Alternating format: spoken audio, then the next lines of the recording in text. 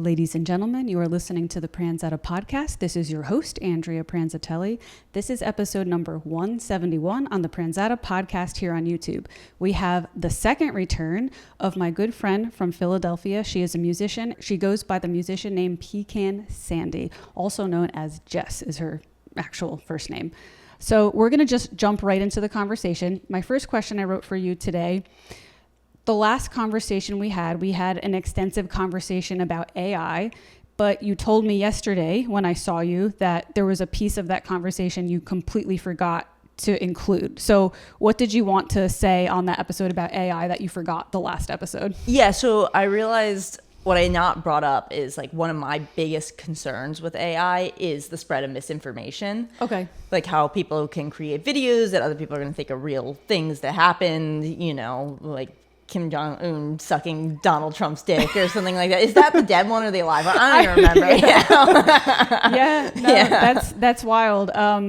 It's got, I guess I've heard somebody make this point before too, where they said things were already so confusing to figure out what was right and wrong that now that everything is going to be even more confusing, it actually makes everybody say, I'm not going to believe in anything now. So there is, I guess, a positive in the sense that it's like, but there's positive and negatives, because the positive of that is things that are fake, like fake news, you know, Donald Trump's statement, fake news, won't be believed anymore because it's all going to be fake news. But then when something shitty actually happens, they won't believe it. They'll be like, oh, that's fake. You know what I mean? Yeah, so, I think what I mean, like, yeah, the misinformation overall, like that whole spectrum of it, you know, people aren't going to trust anything, or they're going to like trust things that they shouldn't trust, which we have been doing for a while. Like the internet's been a breeding ground. That's exactly what I'm trying to say. It's like, well, we've kind of been doing that. Now that it's even more so, it's going to just be so obvious that people aren't going to fall for as many things anymore, or maybe not, or they're going to fall for more things. I don't know what that's going to look like yet. Yeah, you know? exactly. Yeah. And I think it's like maybe a smaller scale thing of like concern, like not even,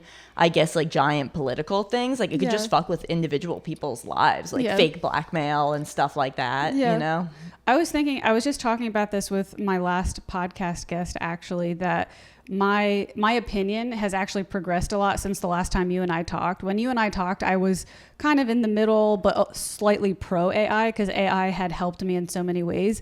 But then I actually recently deleted ChatGPT from my phone because I realized I got in the habit of using it as like a diary almost. Like I was talking to it about personal things, and I'm like, wait a second, this thing knows everything about me. Like it knows, because I, you know, at the time I couldn't afford professional therapy and I needed somebody to talk to help me weigh out personal things. And it was pretty useful for that. But then I'm like, wait a second, like, but now this thing knows like who I've had a crush on, who I've been mad at, who like this thing could use me for blackmail, like, or it's just weird, like something having that kind of intimate information about you. It's like 23andMe being owned by the Mormons, or maybe it's Ancestry.com. One of the two is owned by Mormons, and they're just doing it. They take your DNA to save your soul when you die. Jesus Christ. But like obviously, you know, people using it aren't aware of that, and that's, you know, they're just trying to but it's like a thing. I don't know what now here's the thing, I don't even know if ChatGPT wants to do anything negative with my information except sell me products, which, you know, they're already doing anyways. But if somebody hacks into it is the thing. So do you remember that oh God, I wish I knew the name of this dating, I think it's Ashley Madison. There was a whole thing on Netflix where there was a dating website, and this was before like smartphones even. I think it was on just like your computer. Like you just go on your laptop and make a subscription to this dating website called Ashley Madison, which was a dating site for married couples who wanted to have a secret affair. And somebody hacked it. I don't mean to laugh, but somebody hacked into it, and all of a sudden it was like this thing. It's like the Ashley Madison website has been hacked, and you could go online and see if your spouse was cheating on you. And all these people like got caught like cheating on their wives, cheating on their husbands, like all, you know, that type of thing. It was like, so yeah, that stuff happened. So, you know, like what I said, even if ChatGPT, who I guess Google, who owns ChatGPT? Do you know? I actually don't know who owns it. But like, I think it's hard though, because I mean, I've used ChatGPT very occasionally. I use it sometimes for work when I'm like having trouble identifying a competitor's product, and I don't log in or anything. I'm just doing it like without an account. So if you don't have a little safer. Yeah. So if you don't have an account, or even if you do have an account, if it's like you didn't put your personal information in the account or like a fake name, I don't know. I feel like the servers are so vast that like somebody would have to be like really good to find it. It's hard because there is a usefulness about it knowing your information. Because for example, I'll still use it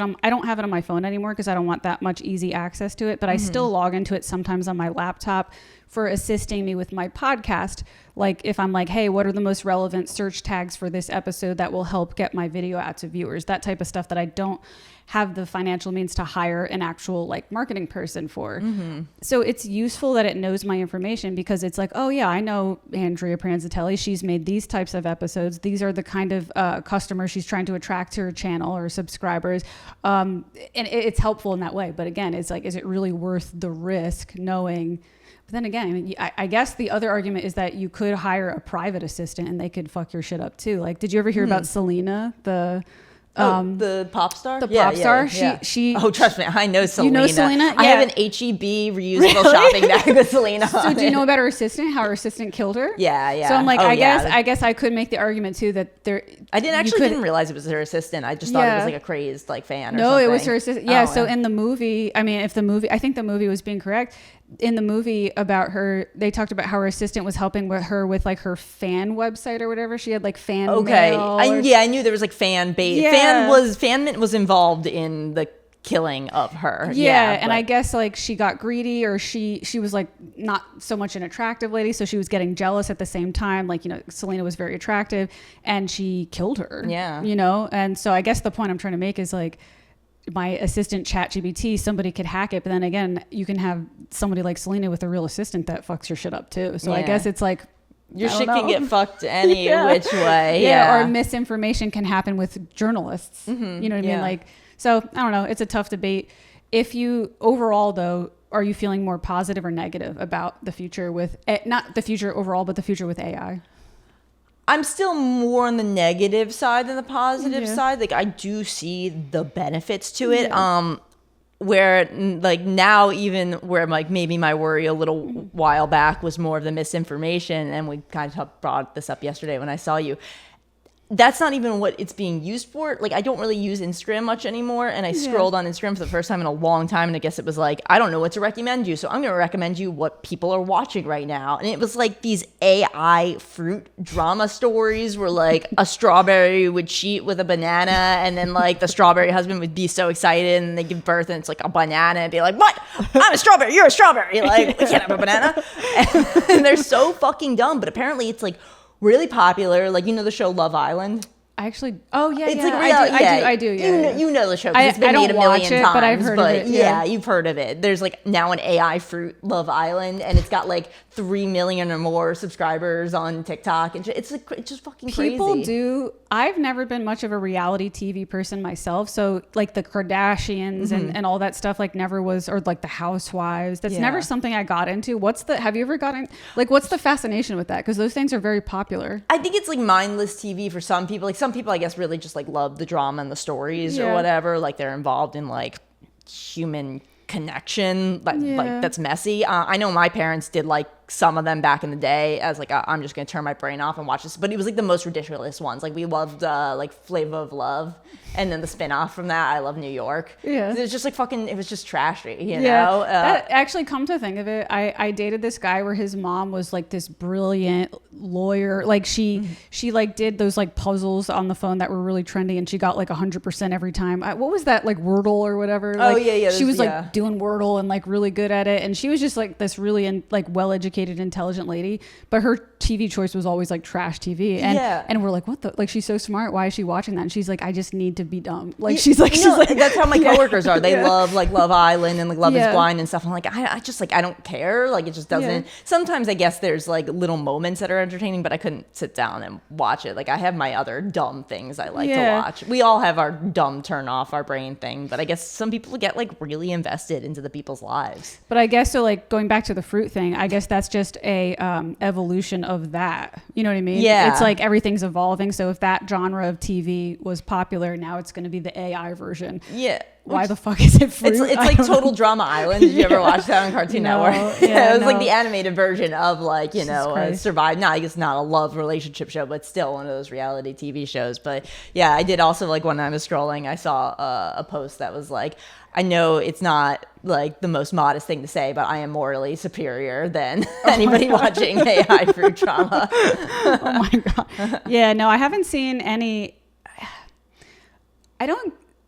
I think my algorithm is like too deeply ingrained in like the stuff I've watched in the past. So I get a lot of stand-up comedy clips, and there's really not, I haven't seen any AI stand-up comedians, so I'm not really getting that. But what I do get is a lot of, I have YouTube, but I'm not subscribed to the ad-less YouTube right now. And I get a lot of really strange AI commercials that are, I'm like, this is what I don't like it was like an insurance company with like skeletons, like, but it was like very realistic looking, like dancing, and I'm like, it was like the creepiest thing. Yeah. And I'm just like, every commercial is like very overdone now because of AI, and some of it doesn't even look like AI. Like, it looked like actual dancing skeletons, but I'm like, I know that's not possible, so it has to be AI. But it looks so crazy realistic that I'm like, what the fuck? Like, yeah, I mean, it's getting a lot better at what it's doing. But yeah, I definitely have watched commercials like wherever I've seen them and be like, yeah, that's definitely. And the music, AI, like there's some like really weird music that I know a human didn't make, but at the same time, like, it's kind of interesting, but it's creeping me out at the same time, sort of thing. I don't know if you're getting any of that too. Maybe it was used in some of the AI bit. It was probably like an hour or two that I scrolled, and then I was like, okay, I gotta stop doing this so I don't get it often. Yeah, no, thankfully I'm not getting those on Instagram, but I wonder, why did they give you the AI fruit? Again, I think it's just probably because they were like, you haven't used this for so long, we don't even know like what you're into. Yeah, it's literally like, it was the AI fruit drama. There's also like fruit porn, which I showed you a video of yesterday of like an orange riding a juicer. It's so sexual, dude. It's like, if I had a dick, it would have been hard watching that. So I don't know, like, kids are definitely jacking off to that shit. To the fruit porn. Yeah, you said yesterday, this is what the kids are jacking off to today. Some of the stuff on YouTube that kids watch is so strange. Have you ever went down a rabbit hole of ASMR viewing? Like, some of the channels, like, I'm familiar with it. I don't like, it actually bothers me. Like, I hate ASMR. Yeah, it like drives me insane. I can't do it. A lot of people, but I know in the comment section, I could tell they're kids, like, based on like their screen names of choice, or like I don't know why, but I could usually tell like a kid's username versus an adult. It's like they put like little like anime characters, like you can just kind of tell, like, these are not adults, these are kids, like the way they're typing. I don't know, it might be an adult. It could, but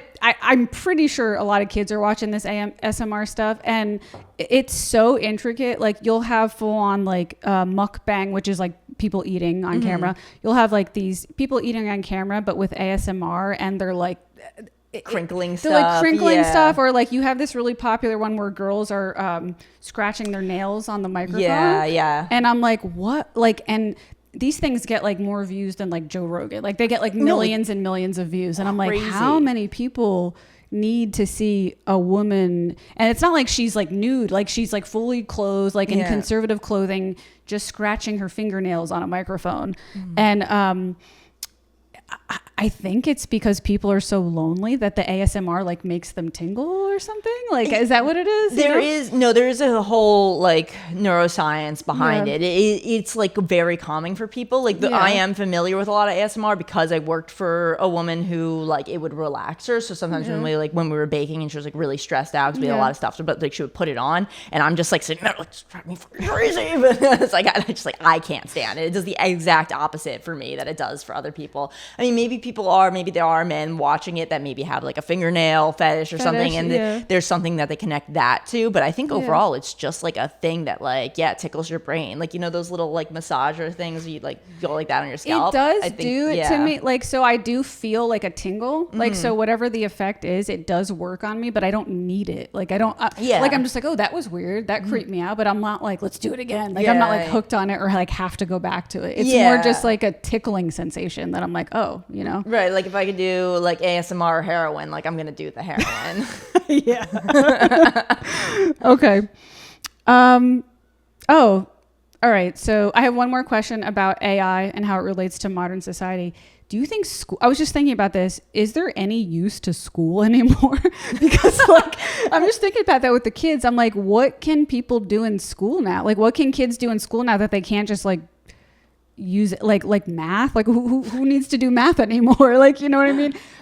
Writing, like no one needs to, like, what can you learn in school that's actually useful, or is school just babysitting now so that the parents could go to work? Like, you know what I mean? I don't think you can really fully trust AI to always give you the correct information, because it's pulling from like infinite sources, and like how many people have put out, you know, like bullshit Wikipedia pages or, you know, whatever. So like you do kind of have to fact check. Like if you're using AI to like write your paper or something like that, like you should fucking read your paper and research some of the things you're reading to make sure that it got it right. But I mean, I get your point. I don't know. I think it's still better to have that human interaction learning experience for the bouncing off of ideas and stuff like that. And then I don't know, maybe I'm sounding like conservative when I say like tradition, you know? No, like, I don't think so. But the sad truth is I've done some substitute teaching gigs in Philadelphia over the past year to help, you know, pay off some debt. And they literally just like plop these kids in front of YouTube. Like they're just like, we're going to watch this YouTube video where they teach you this. It's like there really isn't that much like hands-on interaction learning going on in school anymore. It may be in public school. Because I do have a friend who he teaches at like, I think it's a charter school maybe, or maybe it's a private school. I don't remember. It's out in like Bryn Mawr, but he's a history teacher, and like, his kids are trying to drive him nuts sometimes with how much like they're trying to be on their phone. They're trying to rely on stuff, but like he is very hands-on. Like we are going to actively do these projects. Like I'm standing up here and talking to you. Like we are going to learn this stuff. Yeah. I guess it depends on the teacher. Probably, I would imagine in some less wealthy communities, maybe the teachers aren't getting paid enough and they kind of lose hope in, they're like, fuck it, if I'm not getting paid enough and these kids are fucking up, like I give up, like, which is sad, which is depressing. I mean, a lot of people are checked out at their jobs, and I would hope that the people raising our future generations educationally aren't those checked out people, but unfortunately, they are. I mean, I used to be a teacher. I was a Spanish teacher for a private school. Actually, it was not a public school. It was like a private school. And I quit because I realized I was kind of checked out and I felt like immoral, like staying there. But one of my big things was the extra paperwork that you had to do, like the lesson planning. They only pay you for 10 minutes of daily paperwork, but the amount of paperwork that's required is like hours. Yeah. That's so crazy. I would, 10 minutes? I would, nuts. So I would just not really do the paperwork, or I would do it terribly because that's what I was getting paid for. Yeah. And they would complain like, you don't do this, you don't do that. I'm like, you're not paying me for it, so why should I? You know what I mean? And it got to the point where I was like, well, if that's going to be the dynamic and I'm doing a wrong thing, then I'm not going to work here anymore. You know what I mean? But I guess a lot of teachers, they don't quit. They just, that sucks. Like that's depressing. You know what I mean? Yeah. Like I actually think doing nothing is just as exhausting as overworking. Cause that's how I felt when I was substitute teaching. I was like, I feel like I'm doing nothing. I'm just sitting here for 8 hours. And somehow that was more exhausting than actually like grinding at something I like to do. Yeah. You know? No, I totally get that. Like my job, like I could totally just like bullshit all my days and not do anything and just get, cause I'm in like a salaried sales position. Like I'm the only person in like 100-mile radius monitoring myself, so you know, nobody knows, and I could just get by being like, oh yeah, like I have this going on when I talk to my bosses, but that's like what I feel like my day is just like a waste awful. Of time. I'd rather deal with the shitty aspects of sales, of rejection and cold calling and all that, because that feels less bad than you like learn something, like you learn a new skill, character growing or whatever. But you know, like I don't understand why people like stick in jobs where you're just like your feel purposeless and you don't even want to do it, you know. Like I know people, like majority of people don't want to work for a living. I get it, but like even if we didn't have jobs, you're still gonna have to fucking work, you know. You're gonna plow the fields or something. So actually I have a question way later on this list, but I feel like it makes sense to just ask it now because it's a good segue. As human beings, do you think we're obligated to give to society, or is it okay just to live a life of pleasure? Like just to be like, hey, I'm going to make my money and enjoy life. Or do you think we're obligated to somehow give to society in some kind of way? If I had to pick one of the two, I think we're obligated. Like, everything is fucking connected down to a single cell organisms up to us. And it's kind of like a bullshit mindset to be like, I don't have to participate in this. Yeah. But at the same time, the society that we've built allows people to get by without fucking doing anything. So like in which ways? And like in which ways does it allow people? It allows people to not have to contribute, you know? Like, some people are just set up to be like, well, like, whatever. And like, since we live in a society where you have either option to like give back or just take, like, that's up to the user to decide what you're going to do. But I think everybody should participate some, you know? Do you think that people that don't participate, is it probably more so laziness, or is it because what we said before, that they're just like, I give up and I don't have hope, like, you know, like the teachers, I think it really depends on the person. I think it could be pure laziness. It could be, the person's just a fucking dickbag, or maybe like their mental health just isn't there, or their circumstances in their life or trauma or whatever, you know, the fuck that makes people behave they would do in like a society or an environment or whatever. What do you think is it about our society that allows people to do that? Like you said, our society is set up in a way to allow people to make that decision to not participate. What made things that way?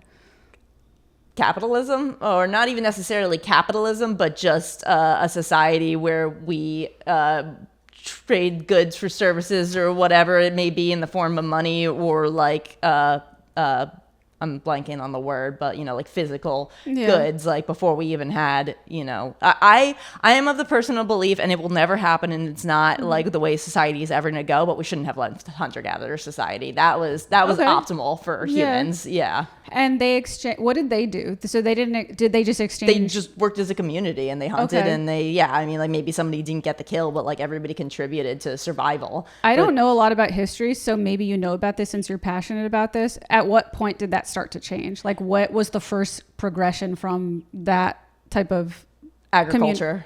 When people started farming. And then that's when we kind of like got into being like, oh, okay, well, our communities over here, like, will now travel roads to be like, oh, well, there's these goods over here, and like we can bring these goods here, and those are, you know, goods there, and then that set up the, you know, trade road, Silk Road, whatever. I wonder if it's just, I mean, I don't know what you think about this. Is it just unfortunately in our human nature to just keep progressing though? Because that's the other thing. It's just like, man, we've come too far. Like we went from that to agriculture, like getting like you know, crops on wagons or whatever they used, or horses back then, to now AI fruit porn. It's like at some place we might have gone a little too far. It's like, I mean, like, our interesting opposable thumbs and our ability to like speak and communicate these ways, or just like our overall awareness of our existence. Like, it doesn't stop us from progress. That's the reason why we progress. Because it's like, okay, I look at sharks, which are evolutionary. They've been around for like 400 million years, maybe a little bit more than that. And they have survived so many mass extinction events. Like, they have evolved so much, and like they are like one of the top species for survival on this planet, but they can't, you know, jack off to fruit porn. So like, they're not, you know, they're gonna keep living the same life that they've been living. This is definitely an interesting conversation, because it's like, I mean, not to get weird, I'm not like a religious person or anything, but it kind of goes back to the Adam and Eve like story in the Bible, where it's like, if you I don't know the story like perfectly, but it was like the apple was like it was symbolic of like the fruit of wisdom. It's like, if you bite this apple and you know wisdom, then you will know what sin is. So it's just like, it's kind of like a comparison to as human beings, having our intelligence is like, it's this superpower, but it's like the one that leads to quote unquote sin. You know what I mean? Yeah. It's wild. And I think, you know, and this has been a thing with society for fucking ages, probably even back to the hunter-gatherer society, of people looking outwards, of we focus so much on our wants when we really should prioritize the needs, because you can always want, like, I want this, I have it, I want more, you know? You're right. Actually, now that I think about it, like, because on one hand, I'm like, well, maybe it's just in our nature to keep producing, but why do we keep producing? And we probably keep producing because we want things. Yeah. You know, it says like, ooh, I want, I want a boob, like I don't want a boob job, but like I'm just thinking of like what are some things that women these days want? Like women want all these like crazy beauty treatments like to themselves, or like men want a new car, or like a new watch, or you know, all kinds of things. It's just like, do we actually need any of that? Yeah, you know no. what I mean? So like it's nice with, I guess, the endless time and awareness we have to have things like, do I need books? No, I don't need them to survive, but I want them, you know, to like read and, you know, elevate myself. So there's certain aspects of wants that should be present, but people do not. They put too much emphasis on the want and not like the need. Like I do have like a lot of respect for like Amish societies and stuff like that, even though like looking down like outward onto them, like yeah, it seems fucking crazy with the society we lived in, but they are just kind of like focusing way more on the basic needs, and I think people kind of need to take a lesson from that. I love this quote I heard on a podcast. It was, everybody has 1,000 problems unless they only have one problem, and that's their health. And the quote means, if you're healthy, our brain can think of all these dumb things that we want and we need. But once you have health issues, that's the only thing that actually matters. And like I learned that lesson last year when I had to get surgery and I couldn't really do very much. So it's like, it's interesting. I have to constantly remind myself of that quote, because now that I'm feeling healthy again and I'm like a functioning human, I catch myself being like, I need this, I want that. And I'm just like, no, I don't. A year ago, I just needed to breathe. And that was my only like need, you know what I mean? And it's like, it's crazy what problems human beings could come up with when they are privileged, I guess, like when they're privileged. And I don't mean I'm privileged in the sense that I have a lot of money or anything, like I don't, but a privilege in the sense that I have my health. It's like, well, if I have that and I'm in a safe environment, relatively safe environment in Philadelphia, but there's definitely dangers here. It's just like that my brain can come up with all kinds of stupid problems that aren't actually real problems. You know? But okay. The next question is going to seem like stupid compared to the questions we were just getting into, but I do like to talk about stuff like this. I have some like dating related questions. I've been obsessed with, have you heard about this whole like black pill Looksmaxxing trend? Have you heard of this? Kinda. I mean, I'm like familiar with the term Looksmaxxing, but for some reason I'm obsessed with this lately. I feel like it's like blowing up on YouTube, so maybe that's why it's just getting in my algorithm, but it's super interesting. There's this huge boom of men that are suddenly doing like all kinds of cosmetic things that women would normally do. Oh, and is metrosexualism coming back? It's not metrosexualism. Is it 2004 again? No, it's actually very straight men. Like it's very straight men. No, that's what metrosexual is. Yeah, metrosexual is sorry, like, no, you're fine. Yeah, it's like when straight men like want, like basically, so like they take care of themselves. What a wild concept. No, but it's okay. I can't wait to tell you because it's way beyond that. It's not just taking care of themselves. So there's this whole, there's like red pill, blue pill, but there's this whole one called black pill. And the philosophy is, it's very popular with like incel type guys, like guys who are not having sex. And then they look outward in society and they're like, it's society. That's why I'm not getting laid, because of the rules of society. So the black pill philosophy is that the only way to have value as a man is your physical appearance. And people will say, oh, but you have money, you have a good sense of humor. And it's like, nope, even if they were this or that, it all comes down to looks. So a lot of these black pill, like incel type guys are now like, there's this really popular trend called bone smashing, where they're smashing their cheeks with hammers to try to get like, and it works. like handsome Squidward face. Yeah. So they hammer their cheeks and then their bones get stronger and they get like, and then they're doing, they're taking like meth, like because apparently it's like, oh yeah, because that makes you hot. Yeah. They're doing all this kinds of stuff. But so my question for you is I had to back that up because it's like, why am I asking this question? It seems like a dumb question. To the black pillars out there who believe that looks matter, now that I have a female on the podcast, how important is looks to you in dating? Is it actually important? It's important up to a point. Like if I'm like very unattracted to the way someone looks, like that's gonna be a struggle unless like the sex is amazing. Then maybe it evens out. I don't need somebody to be like gorgeous or beautiful, you know. Like somebody could be very average looking, and that's perfectly fine. But like if I'm like very like I struggle to look at somebody, like, then I don't want to be with that person, you know? And I feel like, maybe that is shallow, like, but I've also never had the experience of meeting someone who I'm very, like, vehemently, like, unattracted to, but they check every other box, you know? That's never happened. Usually, like, they're ugly and they suck. That's how I feel about it, too. Like, to counter this whole Looksmaxxing movement where it's like looks are the only thing that matters. It's like yes and no, like to what you just said. It's like, yeah, there has to be some attraction. But I think where the Looksmaxxers get it wrong is they have this like very autistic specific like vision of what you have to look like. And it's like what's attractive to one person isn't going to be attractive to the other person. They have this like this guy that they look up to. I know the image you're talking about. Yeah, there's like a specific, they call it the Chad. Yeah, like, I know the Chad image, yeah. But like they go so specific with it. They're like, they measure the bone. They're like, okay, the eyes have to be this many inches apart. And I'm like, that's like a different like autistic level of that. It's like to those types of guys could be attractive to one woman, and somebody could be like, hey, for some reason I'm into like skinny nerds and like that's my thing. And it's like attraction. Same thing with guys. Like there might be an ideal beauty standard where it's like this Kardashian body thing, but then there might be one guy who's like, hey, actually I don't like big tits. I'm really into like little like A cup like there are some guys who are like that, or there's some guys that are like, oh, I like a big ass, and some guys are like, actually I think that's gross. Like you know what I mean? Like everybody's different with what they're into. So I guess like that's where my complaint with the Looksmaxxers would be. And then also the reason beauty matters is because beauty signifies health. So if you're smashing your face with, if you're saying, okay, I'm going to make this, forget the bone smashers, breast implants, right? So the reason some men are attracted to big breasts is because it signals fertility.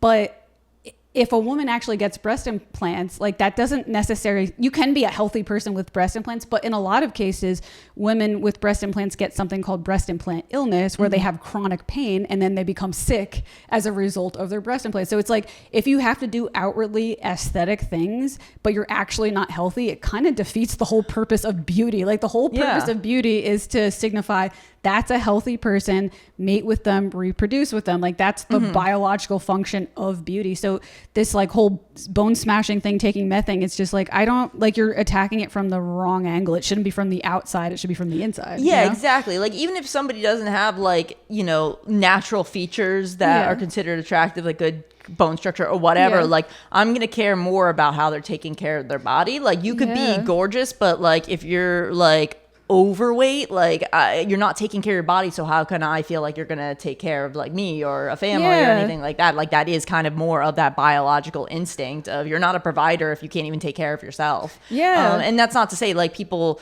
who are like heavier don't deserve love, like they do, but and I've been with people that are heavier, but like ultimately like I am attracted to people who are, they don't even be jacked or anything, but like just like I can tell you can walk like for 3 miles and that's fine. You know? You're right. Like someone who goes to the gym, like somebody might think like, oh, that's shallow. They care about their looks. But the way I look at it is like, no, that person like can get up and commit to something every single day. Like, you know what I mean? Like if we're looking for partners that we're going to be with for the rest of their life, like, I don't want someone who's probably going to die at 60 because they don't take care of their body. Yeah. I dated a smoker, cigarette smoker, and we broke up for like a few different reasons, but that was definitely one of like the motivations. I was like, I was like, like when I first started dating him, I was under the impression, I'm like, he's just in the music scene and, you know, smoking cigarettes is just popular amongst musicians. It's a phase he'll grow out of. But like, no, he was a heavy like pack a day smoker for years. I'm like, all right, this isn't going anywhere. Like he's going to keep smoking. You know what I mean? So, and like, you know, you could have that in your past, but if you're trying to get past, like I was a smoker for a long time. I was too. So no judgment to any smokers. You know. I get how hard it is to quit too. But if you're taking the mindset of be like, fuck it, I don't care, you know, like let's smoke cigarettes and then I don't know, bang a dog or whatever. You get diseases, I think. I don't know. Bang a dog. Okay, this is an interesting one. I feel like sometimes I'll just like say what's on my mind and I like bombard the guest with like, why is she asking me this? It's just stuff that's on my mind right now and it's interesting to me. So I'm in a relationship, so this doesn't pertain to me necessarily, but amongst my single friends, I have a lot of female friends who say all the men these days are shit. I'm a nice gal and I'm looking for love and all these men are assholes. But then I have all these men saying all these girls are hoes.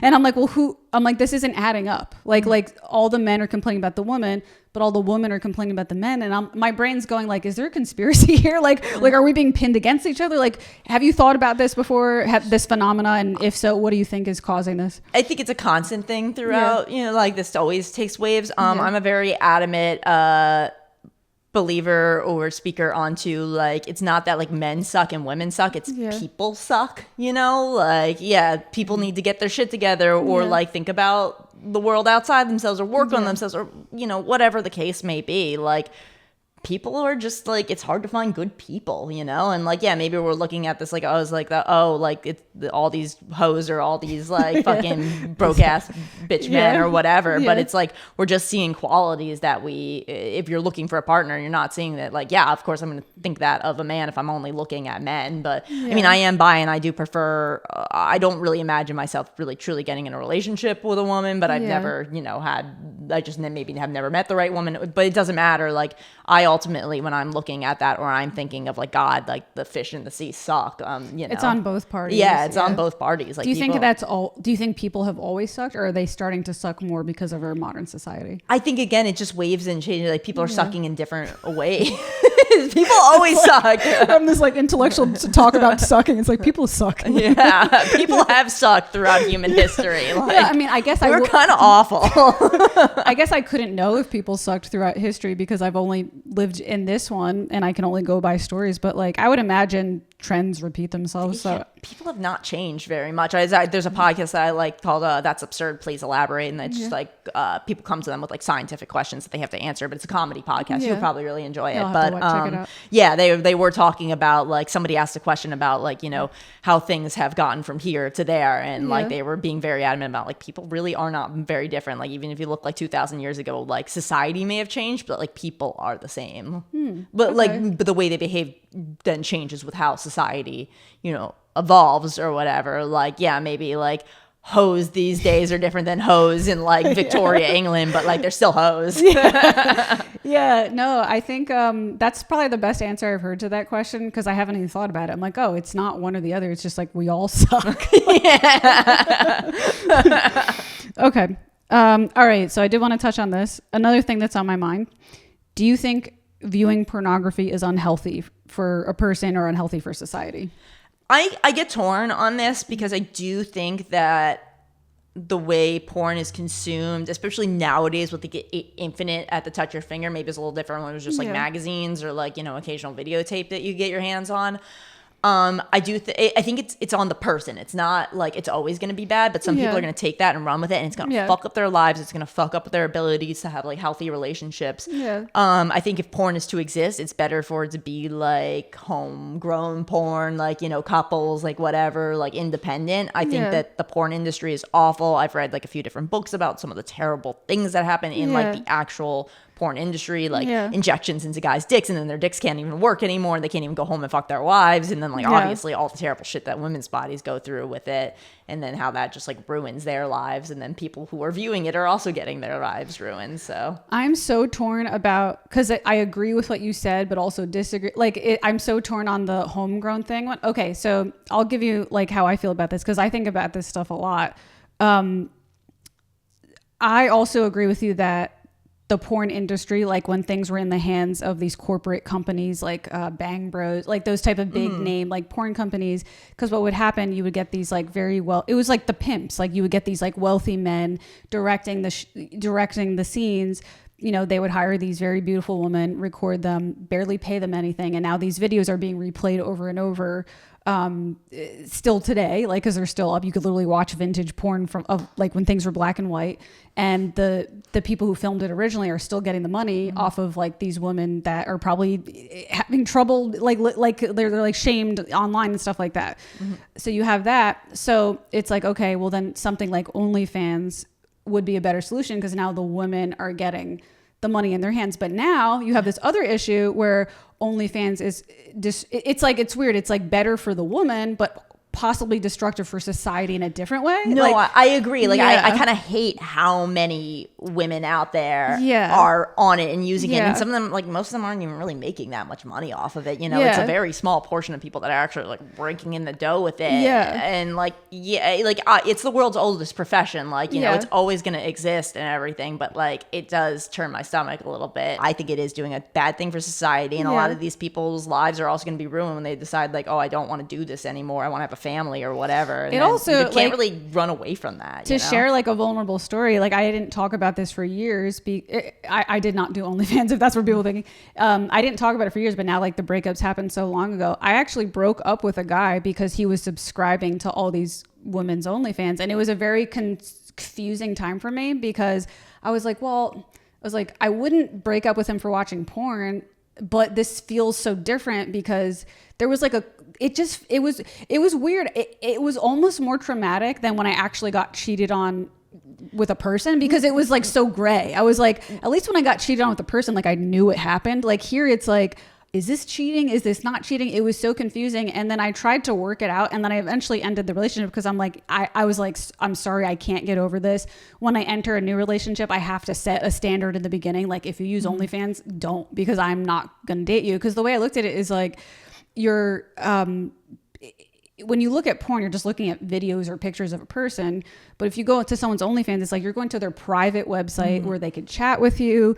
You're kind of building this like parasocial relationship with them, because like the way they post things, it's more like, it's not so much just nude pictures. It's like a social media. No, it is. You can like their pictures, send them a tip, that kind of thing. And I'm like, and then, you know, his argument at the time, he's like, well, what if I just go on and not use those features? I just look at the porn. I'm like, just look up free photos of them. But then on the other hand, it's like, well, that's fucked up to them because you're not paying them. So then I was like, this is just a mess. Like if you go to the mainstream porn, you're abusing the women. But if you go to this porn, you're cheating on your wives. I'm like, there's no, like, I'm just like, maybe porn just isn't good. Like, you know what I mean? Like it felt like there was no safe place.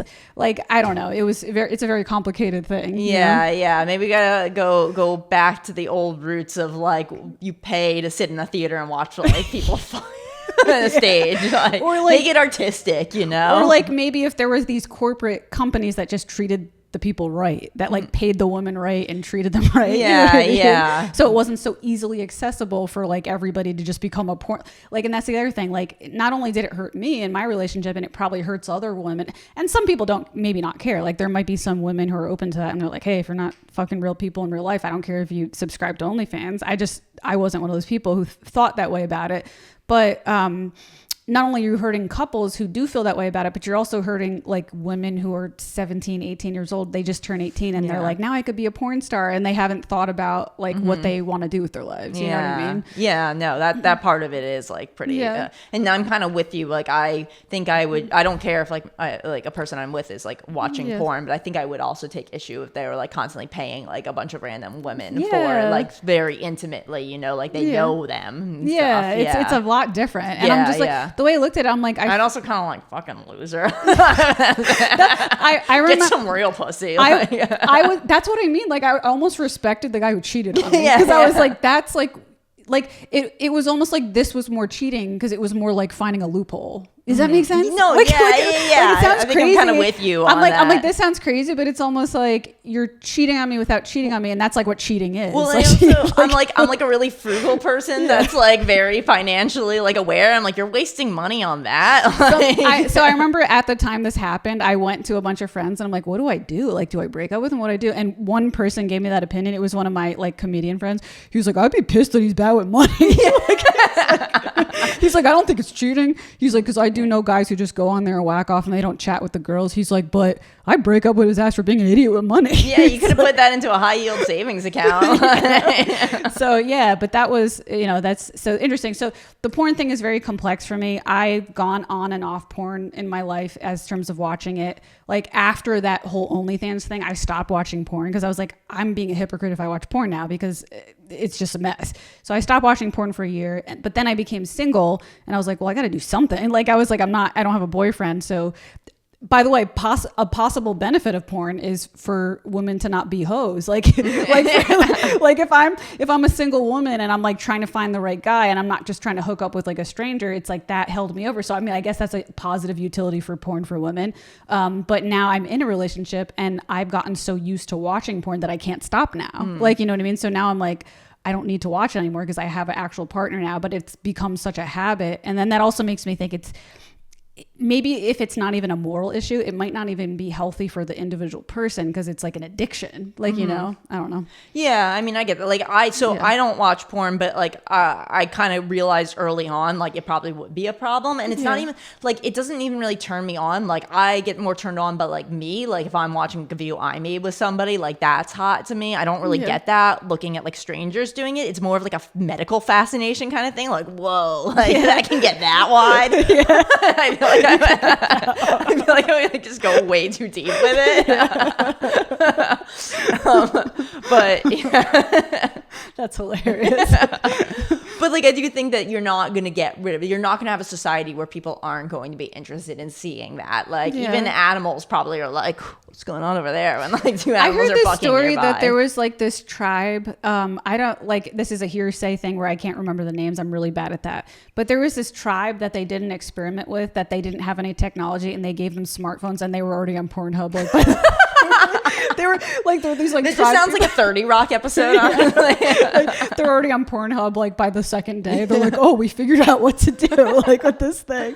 You know what I mean? So, I mean, like cave art. Like I'm pretty sure there's like pornography in cave art. So like, this has been a thing that humans like. It is unfortunately part of our society. However, it's presented. Yeah.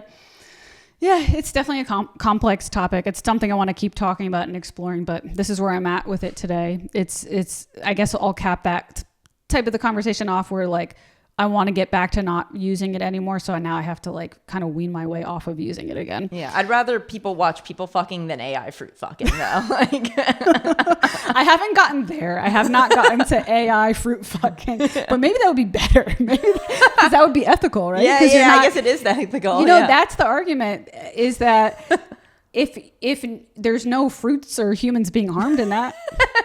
Have you ever seen that image? I think he had a YouTube channel too, but like I can only remember the image from the internet. You can't see his face. It's just a guy and his like arms are out like this, and on the table it's just a bunch of fruit with holes in it. No, I would say that. I think he maybe had a channel where he like talked about like how he was going to fuck each piece of fruit, but like just that image is in my head whenever I maybe there's a fetish for fruit. Maybe that's like there's got to be a fetish for everything. You remember the grapefruit lady, the blowjob grapefruit video? Do you remember that from like the early 2000s or whenever that was? She was like trying to teach people. Now I'm starting to like question. Maybe there's a reson why you are getting these videos because you're like, oh, did you? I have a history with this. What, you don't know the grapefruit sucking dick lady? Like, so now I'm like, wait a second, are you sure they're just sending this to everybody, or does the algorithm know you very well? Yeah. It checks my credit card statement and sees how much fruit I buy. No, but what's the grapefruit? Oh, she was like trying to teach people how to like give a pleasurable blowjob, and she's like, you take the grapefruit and you put it on and you go. Oh my god. Okay. On to the next part. I have a few more questions. Not that many left. I don't want to hold you hostage for too long. No, yeah. I'm sure we've been going about an hour. I do have a few, like, I don't know much about your life story or your background. Wait. Oh, okay. What is one of the most humbling things that's happened to you in your life? And I know it's like a big question, so you might need a second to think about it. But like, so for example, was there an illness you went through, or like a breakup that you went through that like humbled you in a way that changed your life perspective or made you more wise in a way? I don't think that there was really one like defining turnaround moment. I've lived like kind of a crazy life compared to like a lot of people. Like I've had a lot of experiences. I mean, I guess one that's definitely like sticks out in like a turning point, but it's almost impossible not to, as I used to do heroin. Like I dated somebody who, he was a great guy, but like he had a drug problem, and then that kind of got me to fall into doing drugs. And how old were you at this time? I was like 20. Yeah, okay. 20. Maybe 19, 20, but yeah, anyway. I mean, I was already lightly doing drugs, but then I got into like the harder stuff with him, and like I knew I had to quit, and I was like, it was a struggle because it's just like a hard drug to get off of, and that's actually how I ended up getting Roxanne. I was like, well, if I get a dog, I know I'm going to stop. Wow. Like, yeah, because I know that I'm not gonna like not be responsible like for this, like, because I love dogs so much. So, and it worked, you know. I got her, and like thankfully, I wasn't just like keeping doing heroin and letting a dog die in the corner. But that's actually pretty like that's almost like a rare story, because I don't most people probably would either just not think of getting the dog at all, or they would get the dog and keep doing heroin. Yeah. I feel like that's like, you're very I don't know if you're just a very resilient person, or I don't know what happened that you were able to overcome that. You know? I mean, like, I got her, and like I maybe did it like a couple more times before, because it is a fucking hard thing to quit cold turkey. I mean, you do kind of have to, but I mean, as good as the drug feels, and I still remember to this day how long good does it feels, last? but Like the good feeling, is it like all day, or like I've no, never done it? Like honestly, I can't really. The time also like. Is not, you're not very present for it. But it's not very long. You spend way more time feeling fucking awful afterwards if you don't have another dose. So I've heard that's one of the reasons why, especially with fentanyl in particular, like the way it's progressed to fentanyl, and even more like tranq, I think is the new thing now, which is like animal tranquilizer mixed with the heroin. I've heard that the painful feeling of it is so severe that you have to take more of the drug in order to numb that painful feeling. And that's kind of how a lot of, it's like that with meth. It's like that with alcohol for people with severe alcohol addiction. Like you feel like you're fucking dying when you're not on it. Like when I wasn't high on heroin, I was like basically like puking my brain down, like pushing out the littlest fucking diarrhea in my body, because I also wasn't eating, and just like fucking feeling like goddamn hell, Why does it do that? Like, why does it cause such a sick feeling afterwards? I don't, but whatever the chemical reaction is with the body and the brain, but I know with like we're talking about porn and how porn can be addictive. I know because I've read about that. I know with porn, the amount of dopamine it gives you is like equivalent to how much dopamine you get when you do cocaine, apparently, but with porn. And then what I read, what happens is after that high comes down, the body like naturally goes into a depression, and that's what gets people like coming back to watching more porn. So I would imagine it's a similar thing with heroin. It's like the bigger the dopamine release, like probably like the bigger the high, probably the worse the come down. Yeah, like I think like we're all aware of this as humans, that we have like chemical reactions that happen in the brain, but I think we have to like remember that more often, because that's like why like when you have a like fight or flight, instance of fear or whatever, you're like not done after you separate yourself from that. Like your body is shooting off so many chemicals, and it affects you for a while, and that's like everything we do in life is just fucking chemicals being released. But like drugs don't fucking help one bit with that. I've thought about that before. It's like it's helped me when I think about that. We're all just a bunch of chemical reactions, basically. It's helped me have more compassion for people. I'm like, oh, that person was an asshole because they're just a chemical like for whatever reason, their chemical cocktail is that. Like if it is just years of doing that they haven't found a different way or whatever. Like some people are just mean or nasty or whatever. It's just like, oh, they're like neurotic, or like they have to defend themselves, like whatever. They're just a bunch of chemical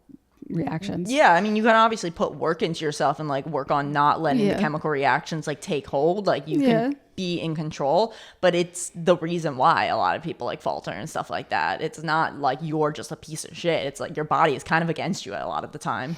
That's why it's like it's super interesting about like the free will debate. It's like, do we have free will or not? I always feel like it's a combo. It's like we don't, because our bodies are just a bunch of chemical reactions, but it's like we have this like outside brain that could look down and be like, oh, that's the chemical reactions. Let me do something to like reprogram myself to like then like send myself back into the world, and hopefully the chemical react, like, what I mean? It's like if I'm like mean and grumpy and nasty to people, I'll be like, like maybe if I start working out, that will change. I don't have control if it will or not, but it could, like it could possibly change for the better. You know? This just trying to be as self-aware as possible, isn't it? You're not going to stop the chemical reactions from happening, but you can be aware and like know how to like grab the reins and not but like there's definitely so many people out there, like way too many to count, that like don't even take in consideration they're either not aware, or they are aware and they just don't have the will to change, I guess. And I think everybody has that potential in them to gain the will, but like you have to get yourself there. That's hard. Yeah.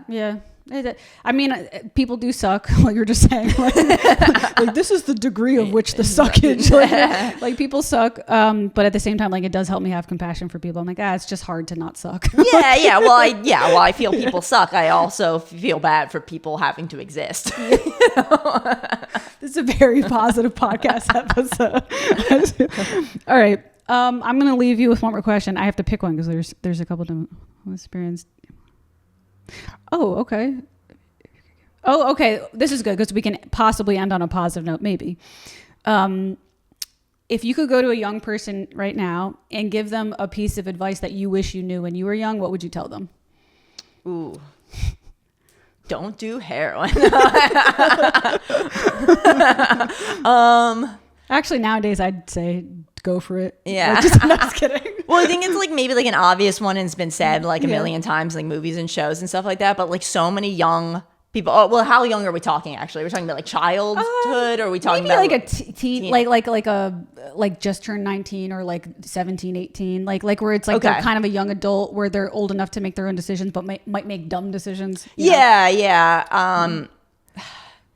Yeah, because I mean, like, you know, I look back at who I was at that time, and it's like, would I change things? Like, maybe, but like, I'm fine with how I turned out based off how I thought of things at that time. But it's like, I guess maybe just drilling into them, like, the you are now is not the you're gonna be in like 10 and 20 years from now. Like, and there's, you know, a very rare small percentage of people who just kind of like are who they are, and like they just always are that way. But like, yeah, we definitely perspectives, opinions, experiences just change so much of how you carry yourself or whatever. Like, if me 10 years ago, I would not have expected to be like a homeowner with like a salaried job right now, you know? So like if there's a negative thing that a young person's going through, just remind them like this isn't permanent, like that type of thing. Yeah, this too shall pass, or, you know, like you can't look into the future. Like you don't know what it's going to be and who you're going to be. It's funny. Sometimes I think the things that we would remind our younger self is the thing that we have to remind our current self. Because like if I could look back at my younger self, I'd be like, don't worry about this guy,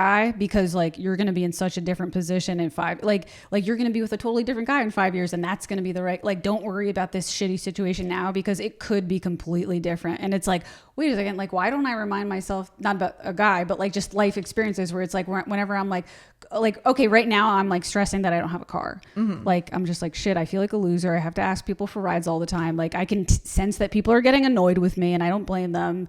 I can't help it because I don't have a car. And then like, I could get myself in this headspace where I'm like, I'm a loser, I'm a piece of shit. It's just like, I might be in a totally different situation next year where like I have enough money for a car. I get an influx of income on my YouTube. Like, I don't really know what the future holds. Like, I'll probably get a car again eventually, and to not like worry about that right now. Yeah. You just got to kind of keep forging ahead. Cause like, there's so many things that in my past that probably maybe like pushed me to the brink of like fucking killing myself that I can't even remember what those things were. You know? That's a good point. There's been things where I'm like, I want to die, and it's like, I don't remember what the hell. Yeah. Like, you know, not that like relationships are everything, but like the first heartbreak I experienced, like I thought that pain would like never fucking go away, and I like barely think about that person. Like sometimes I forget like his name, like, you know. Or like even if you saw them, would you even be attracted to them anymore? Yeah, exactly. Okay, so we're gonna end on that note. This has been the Pranzata Podcast, episode 171. If you enjoyed what you heard today, please leave some comments about the things we talked about. If you have any comments on AI and society, you know, pornography, whatever we talked about, I love to hear the opinions of my listeners. And then feel free to check out her first episode, because she did a musical number on that. Maybe I'll put like a link below to our first episode, because it was a few months ago, and it was pretty interesting because we had another elaborate conversation about AI. But that's it. Pranzata Podcast, episode 171. Have a good night, guys. Bye.